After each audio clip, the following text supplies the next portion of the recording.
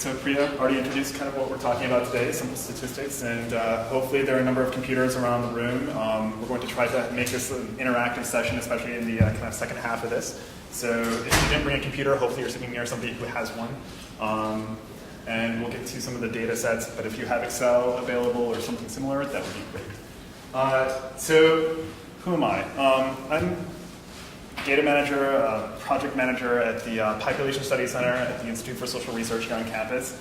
And what that basically involves is a number of different things, but my main area related to the talk today has to do with producing a lot of reports, visualizations, and data sets for people both in the media, for use in education, for use in research.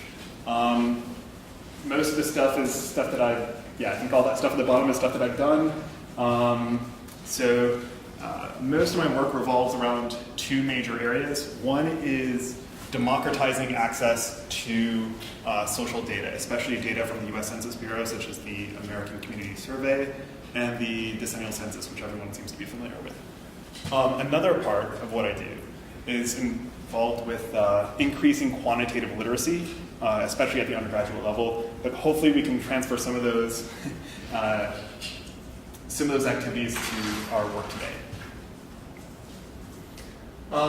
So one of the things that I want to just cover that this is not today is going over tests of statistical significance. We're not going to talk about ANOVAs, we're not going to talk about t-tests, it's not going to be your introductory stats class. First of all, we don't have enough time to go through that. Second of all, most of the stuff that we're doing does not really need that. A lot of what the nonprofits who are working at the Data Dive, or working with the Data Dive this year, they all have administrative data, so you're not dealing with sample surveys, you don't need to identify what the statistical significance is quite in the same way. One of the things I do want to talk about, though, is keeping the analyses simple. So is anyone familiar with the acronym KISS? All right, keep it simple, stupid. So that's just a note to recognize your limits with the data, keep it simple, have realistic research questions and goals. So most of what we're going to talk about today revolves around the use of tables. Tables can be a great tool for analyzing, interpreting, and even communicating data. They're simple, they're straightforward.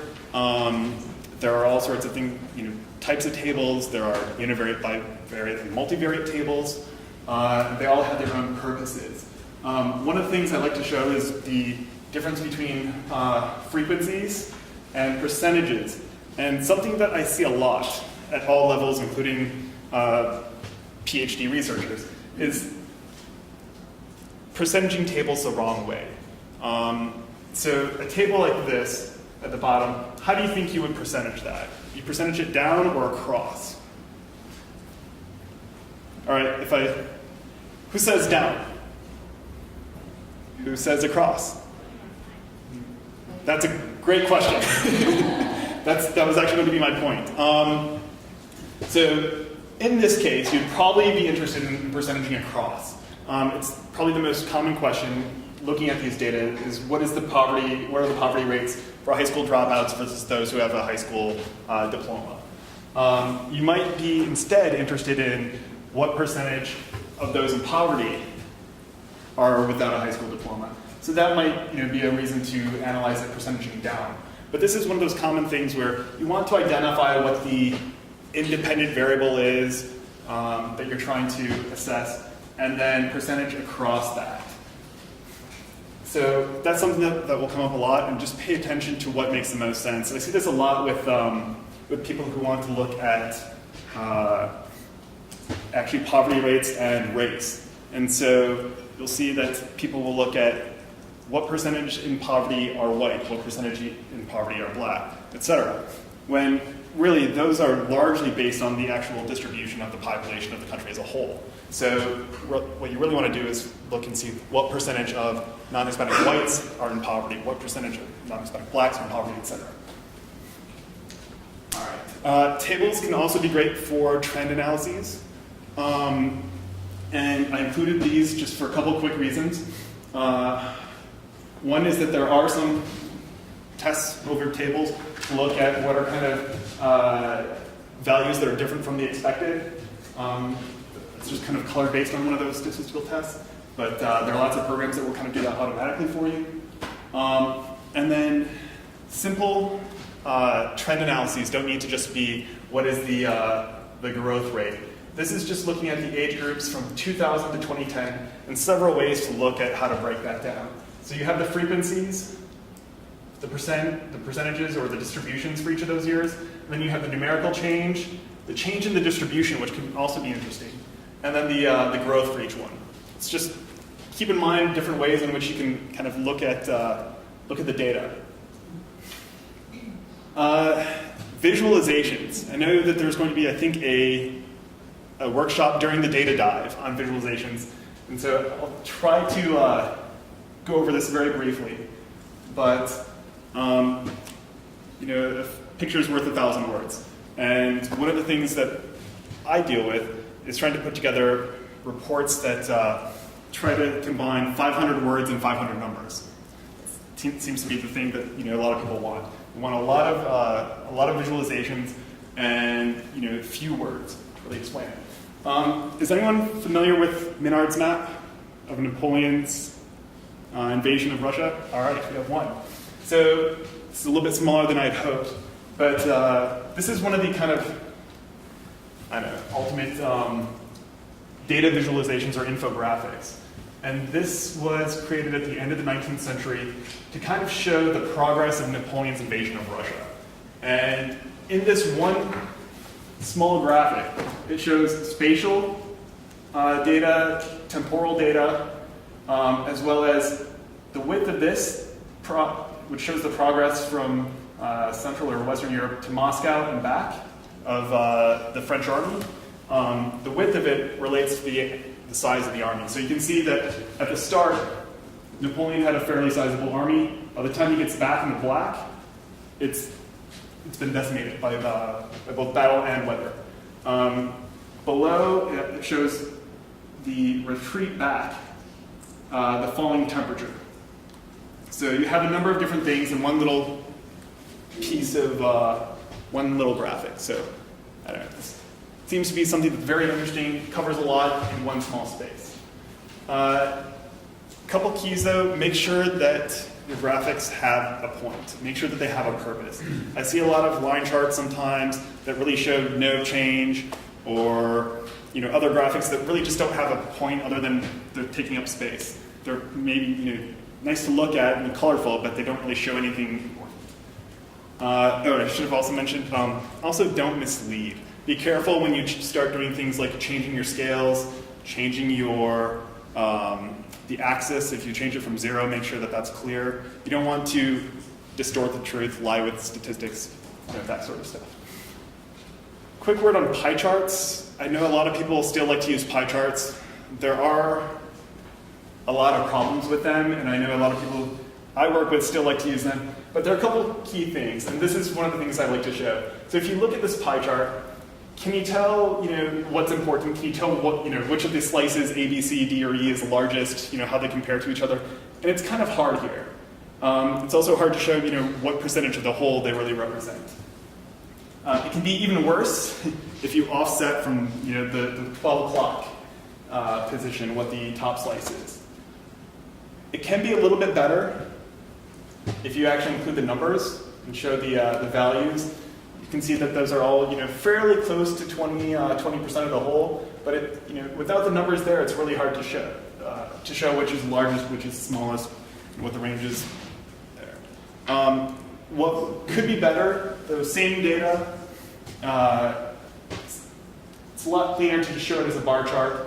You can group bars, you can stack bars, including, if you start stacking them, try to make sure that you include the data labels as well. And the table up at the top just shows that they're the same either way.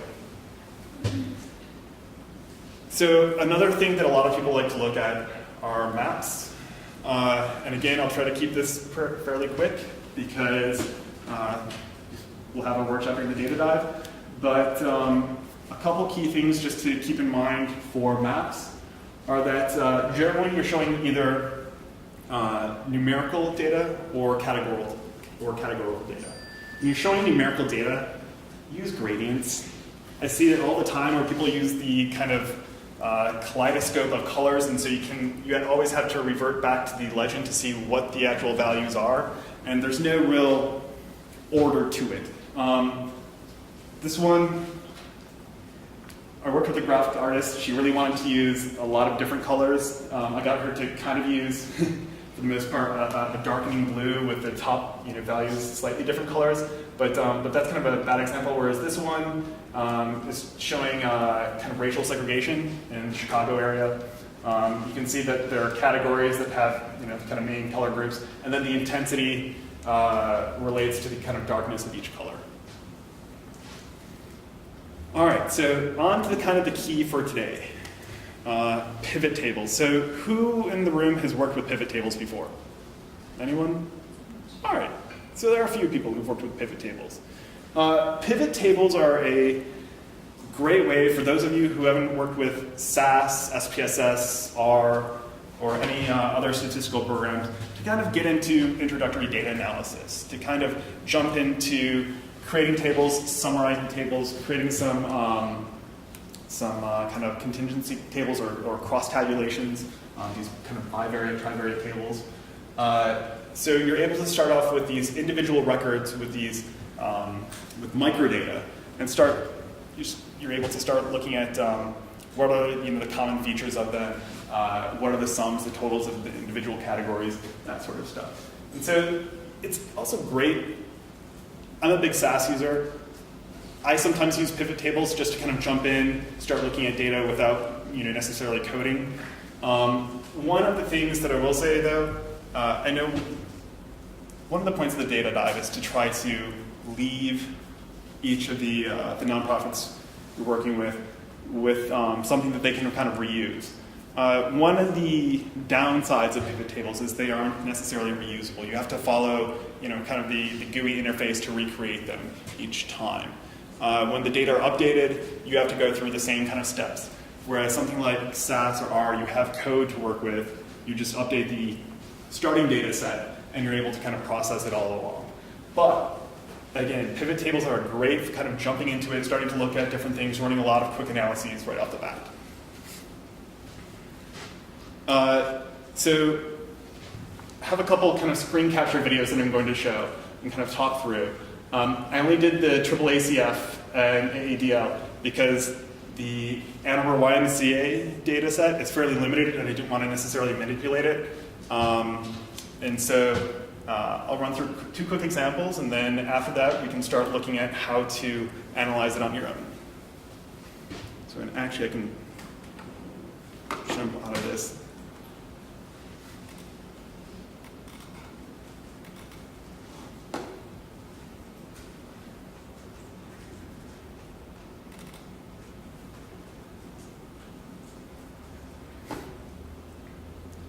So do most people work with Excel? Does everyone have Excel? Everyone familiar with Excel? All right.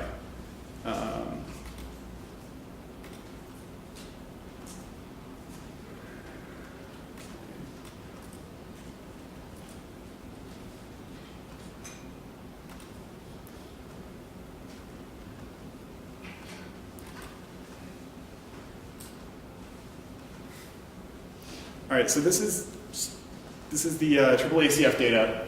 If you haven't seen it, these are each of the records. They go back, how far is it? How far did the AAACF data go back? About 20 years. 20 years? Okay. So they have a number of different variables there. A couple of keys that I'm going to look at just in these analyses are the kind of the field of grant, or the field of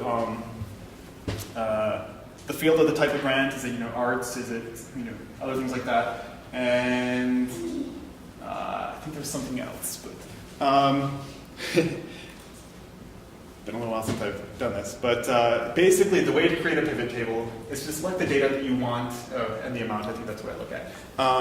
So I'm going to look at the amount, and then over to the right.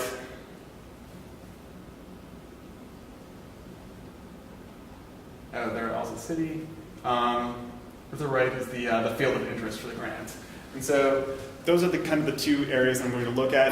To create a pivot table, what you have to first do is select all the data that you want involved.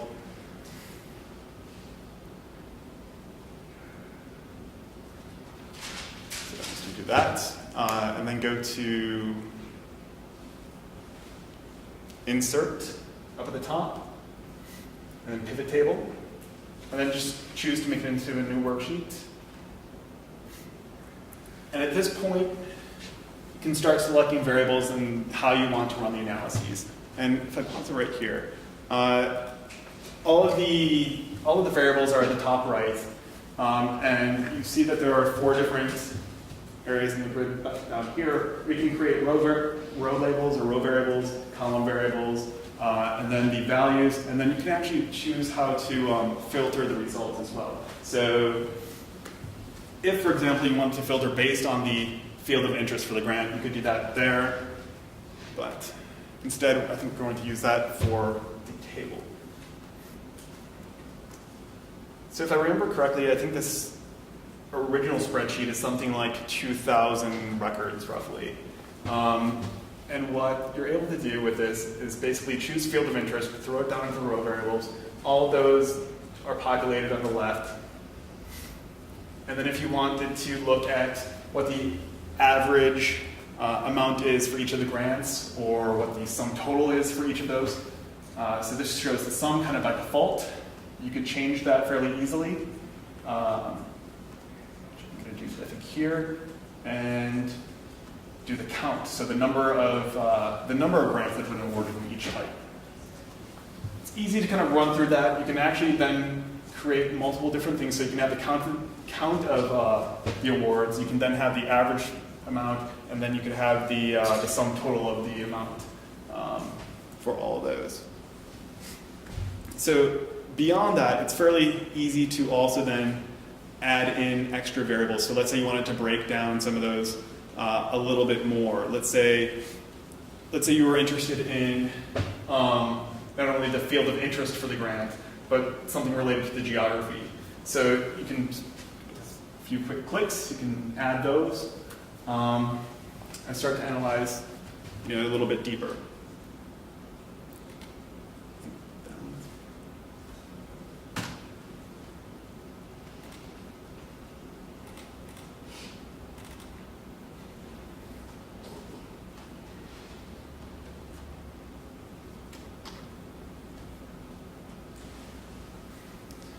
So these are the Ann Arbor District Library data. There's a user ID, there's a material type, which is the type of media. Is it a book? Is it a graphic novel? Is it a DVD, etc.? Those are kind of categorized. There's a whole separate, it has controlled vocabulary, so if we were to go back to that, you'd be able to see what those are. The rows I put on there, that was something that I was working with the data once upon a time to add a little bit of something that I needed. So it's kind of the same process. Select the data, go to Insert, create a pivot table. And so for this one, if I wanted to look at, I believe the type of media, which there's kind of a data dictionary for those somewhere. And then I wanted to look at, I think, the different branches and to see how those compare between the branch and the type of media. So does the downtown library distribute or have more books on hold as a percentage? Something along those lines. You can calculate that fairly quickly. If you ever run into a problem, you can take one of the other variables and put it under values and just select count. That should work out fairly easily. One of the other nice things about this is then you can take these data, filter it a little bit more. Let's say you're only interested in specific pair, maybe, of material types. You can just get those, simplify it that way. There are also a number of other things where you can look at, say, the top 10. I think you can change that to, the top 5 if you wanted to. There are various value and labor filters, so you can fairly easily trim down and look at this in several different ways.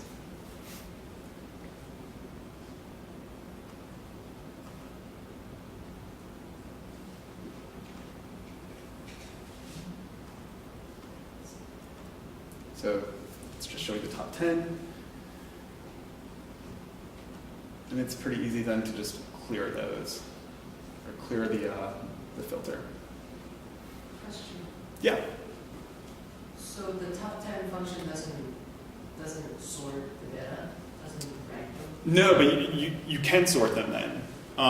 There are, after the videos, I'll jump into the actual data, I'll pull it up, and show how you can sort and that sort of thing. But it's fairly easy to sort. You can do a number of different things. You can take these data, copy them into a new worksheet, percentage them, however you want. You can run further analyses. You can graph them. In fact, there's that move pivot table button toward the top where you can, I think that kind of exports it into a separate spreadsheet, and then you can start doing different analyses based on what you're looking at right there. If you're looking here, it's the move pivot table right there. So anything that you could do in a separate worksheet, you can take that pivot table, copy it into a new worksheet, and you have the summarized data that you can then run visualizations on, further analyses. In the past, I think I showed how you can run a pivot table on a pivot table. There are times where it's actually helpful. So I think they're pretty rare though. Yeah, so those are kind of the basics. Why don't I close out of this one?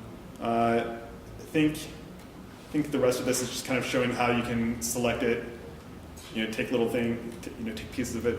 Is everyone comfortable with formulas in Excel? Like what the $ does and that sort of stuff in formulas. It kind of locks different pieces. So instead of when you, so here, if I go back, actually right up here. So up here, there's that $ right in front of the 22. And the purpose behind that is to lock in 22. So if I copy from here and paste over here, it's going to keep the 22, even though it'll switch from C, because that's the column that I'm currently in, to D. So if I go down, it'll still keep that 22. I don't know if that was clear. If you ever need help with formulas in Excel, Okay, so those are kind of the basics. You can run percentages fairly easily right there. Make it look nice. You can kind of see then what the percentages are of each type at each location. I think this is downtown, Pittsfield. I don't remember all the Traver. Anyway, so those are the basics of the pivot tables. As you get more comfortable, you can kind of jump into the different pieces beyond that. But go back to here. Do people feel comfortable enough jumping in kind of on their own right now? Or would you like me to run through some more examples with pivot tables? More examples? All right. So let's see.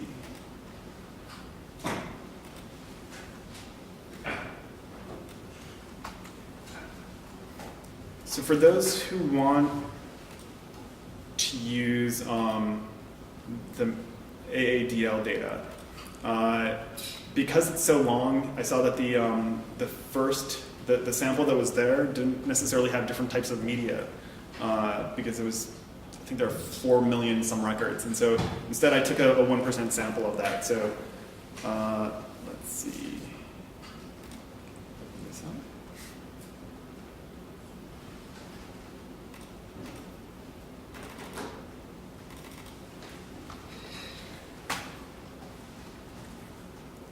If you want the 1% sample, you can go to that link.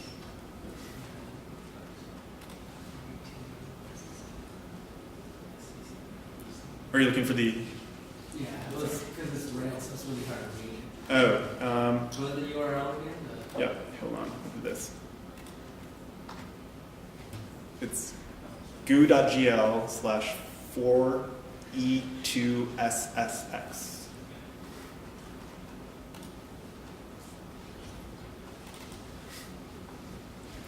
All right, so again, to create a pivot table, just select the data, go to Insert, Pivot Table,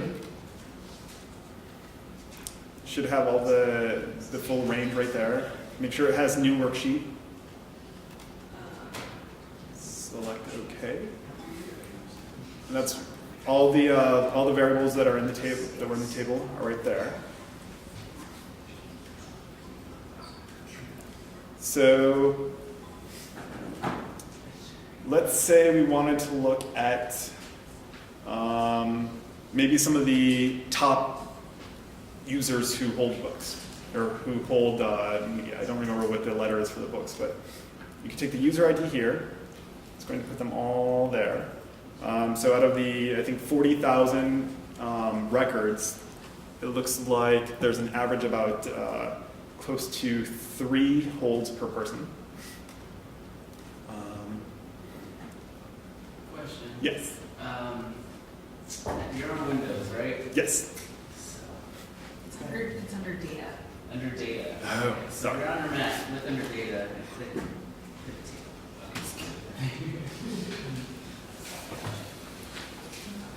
Did everyone hear that? If you're using a Mac, go to Data and select Pivot Table.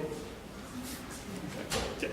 So for this, when you're going to add a column to look at something, Mhm. it defaults to count. So if I have a million Yep. things I'm looking at, is there an easy way to just highlight all of them on a Mac to say average? Because I found myself clicking each time the little info button to make it the average. Do you know what I'm saying? So if I were to say, I'm just going to put Yeah. the number of copies there. Okay. So it has count, and you want to do average? Yeah, as the default.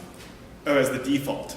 Or it doesn't matter as the default, but is there, so, okay, add like 5 more, and then I have to go for each one to say. Right. Okay, so you just have to do it that way. So Yeah, if I think 60 so. I'm looking at, it's like 60 didn't make it the average. Yeah, I don't necessarily use that much. Yeah, I wish I knew better. There might be a way to change the default. I'm not familiar with it right off. That's okay. But I do know that, yeah, there are different, there's one way you can do it from here. You can also do it right here. Yeah, it's a little harder on the Mac, so it's not, Okay. but that's okay. And this is where you can select the sum, the count, the average. So, It takes as well as at the top is the online. so if you wanted to look at the, instead of the number of copies, deselect that. Instead, choose the materials. You can start to look at the types of materials each user checked out. Or you can switch these around and look at A, which I think might be book, and see who checked their, who put books on hold. And then you could then take that, put it under values, see the count, and that shows that this user put 11, I think, books on hold. You could start digging into that even more and start looking at things like the library branch, and see that looks like 7 of those were at the Pittsfield branch. I think some of the early data in the AADL didn't necessarily have the branch location identified, so there are a number of those that are kind of missing and just kind of labeled as such. So with the data kind of in the form that they're in, you're kind of limited, but if you just export it into something like Excel, you can start to do a number of different things. Let's say you wanted to create the number of days, so in this example, let's say you wanted to create the number of days between requests and the date that it was filled. So you could do something like hold time. You could say it's equal to E2 minus C2. And that should give the, select that right? Huh, thought I'd done this before.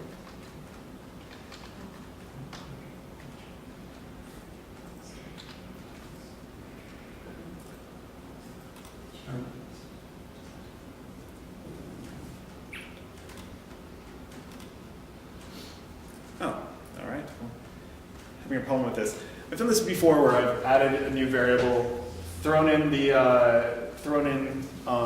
hold time and subtracted one from the other, and you're able to get the number of days each user waited for the hold to be filled. And then you can start doing things like the average time based on the media type, the average time at each location, that sort of thing. So in the end, pivot tables are fairly powerful, I guess. And being able to run quick analysis like that, you're able to throw in new variables all the time, run further analyses on those, export those to a new worksheet, create different visualizations based on those, or further tables, further analyses. So yeah, I guess with that in mind, thought it'd be good to kind of break out into the 3 groups, if that would be all right. And There's a question. oh, sorry. Yeah, no, I just had a little question about the data tables, where you were looking at maybe the one field was date requested, and if you sorted by that, it would probably sort by every single data requested. Would there be a way to summarize those counts by like a month? Yeah, so if you wanted to, so the date requested like this. You're wondering, this looks like it's March 5th, 2010. So you're wondering, can you identify that as being March? Right. Yes, I'm sure there's an Excel formula for that. I don't know it right off. I could probably look it up. So pretty much what we do though is first create the formula that's going to identify the specific month and or year, and then you would sort based on that field. Of Exactly. Formula. Yep. I know that there are formulas to be able to pull that out from dates. I believe you're able to do things like day of the week. You're able to do date of the month, all based on the date that's there. I believe when I've done it before, the subtracting dates from one another, I believe gives the number of days in between, and you can do it so it's years apart. Yeah, so that's a great question, just because a lot of times the data are not necessarily all there that you need. Sometimes you need to run some, do some manipulation, calculate a few things from the data that you have to come up with the data that you really want to analyze. Thank you.